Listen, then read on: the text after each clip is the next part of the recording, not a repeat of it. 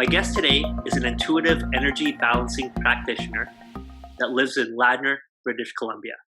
She is a Certified Emotion Code Practitioner, past life regression therapist, angel guide, and Ho'oponopono practitioner. Welcome to the show, Selena Jones. Welcome, Selena. Hi, Andrew. Thank you. It's so good to be here and connect with you like this. Yeah, I'm so excited to have you as a guest. It's so impressive. I mean, I've cut out some stuff because I could go on and on. It's like really, really cool. Really amazing. To start, I would like to ask you, so by definition, what is an intuitive energy balancing practitioner? That is a good question because your career counselor at school didn't suggest you go into that, right? So the word intuitive is in there because so much of, I do energy work essentially, and it's intuitive. It's talking to and listening to the universe. So there's always an intuitive piece. I am clairvoyant. I can see the energy around people. I can see the guides and that sort of thing, but it's all intuitive. And then an energy balancing practitioner. So an energy balancing practitioner, the goal of all of the work that I do is we're balancing it. We're balancing the energy that's flowing through you physically, emotionally. When you're in balance, your body will heal better. It will respond better to whatever other medical therapies you're doing. Emotions will settle, things like that. So we're looking to get your energy in balance. And there is simply just an intuitive aspect about it. So that is, in a nutshell, that is an intuitive energy balancing practitioner. Okay, amazing, amazing. So we're going to go thank you for that. That's a very cool explanation. And we'll kind of go through these things maybe at the beginning, just point by point, if you don't mind, because I would like the clarity, and I'm sure the listener would as well. So Certified Emotion Code Practitioner. Tell us about that. So the emotion code is a fantastic healing technique. And, I've done the big certification course, but it is something that anyone can learn how to do. There's actually a self-help book that originally came to me, divinely, most definitely showed up in my lap. And I read the book, I learned how to do it and went, oh my goodness, like this blew my mind, the results I was seeing. So I went on with it, but anyone can learn how to do it. And the basic concept of emotion code.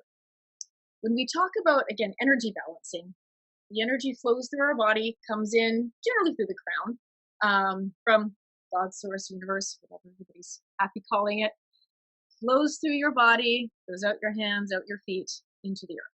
Some people flow in reverse, but that's the most common. And we know that the world is made of energy. Physics tells us everything is made of energy. Emotions are energy. So we all know what it's like to walk into a room where people have been fighting, right? You can feel those emotions. And so when you can actually see an emotion, they're often balls of energy, about that big. And in a day, we experience a ton of emotions.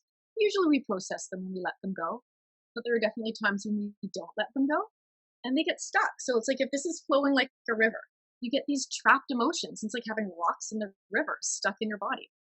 And emotion code is a really simple technique of identifying trapped emotions. There's a chart, and you use muscle testing, use a pendulum, and you go through the chart. You identify the trapped emotions, and it's just a simple technique of removing them.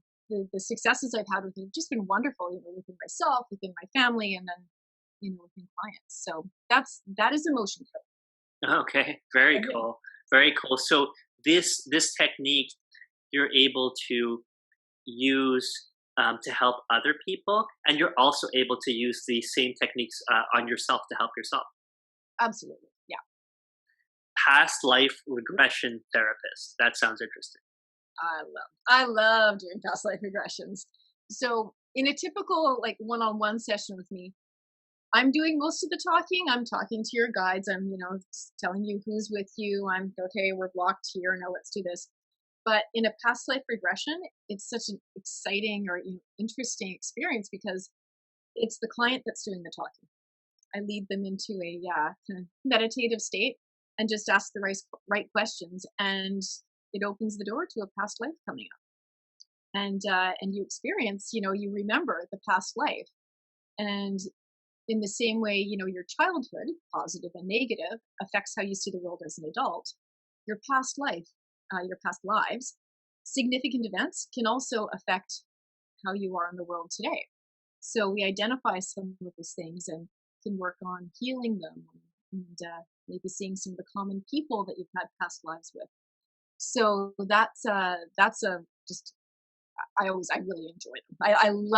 I love sitting with clients going through past life regressions, and it provides so much healing, so much background for people to go forward with. Okay, cool. And before we move to the next one, I do want to ask you just on that subject, because I was having a discussion with some people recently, and one is about soul groups, right? Yeah. And so I guess you kind of have firsthand knowledge of that we live in these soul groups or come back and reincarnate in these soul groups. Am I right in saying so? Yeah, for the most part, absolutely. So I have also had kind of the blessing of being able to see people of all different backgrounds, from religious to cultural, English not being the first language, sometimes, having translators, the whole thing, all ages and all the rest. And there's just some really great common threads that kind of I see over and over and over again. So we do tend to, when we go back into past life, we will often see some reoccurring characters. Oftentimes it's the people who play an important role in this life. You'll see them in a past life, maybe in a different role.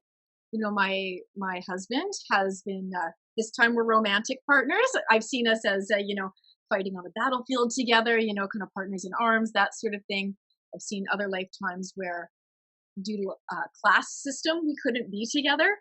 So this is our lifetime, to be together, right? In a romantic way. So it's sometimes different, but some of the important people tend to be with you lifetime to lifetime. And not everybody. Sometimes you're here because you both are working on the same lesson. Sometimes the main players in your life, you have something that they can learn from, or you need to learn something from them. And so that's why you partner together. But yeah, as a soul group, we definitely have people that come together regularly. Okay, very cool. Thank you for that. And before we move on, and we will move on, I have two more questions. I can talk about past lives all day, Andrew. Okay. So one of them was, from what I've learned and seen, is I believe that we pick our parents. And so would you say that's, would you agree with that statement? I would agree with that statement, but I always like to add, but, because certainly, people have sat with me with extreme trauma as children, things like that, and say there is no way I would ever pick, this, abusive home or something like that. So yes, I do believe we choose our parents, but I wholeheartedly, like heart and soul, believe that we choose people based on their highest potential.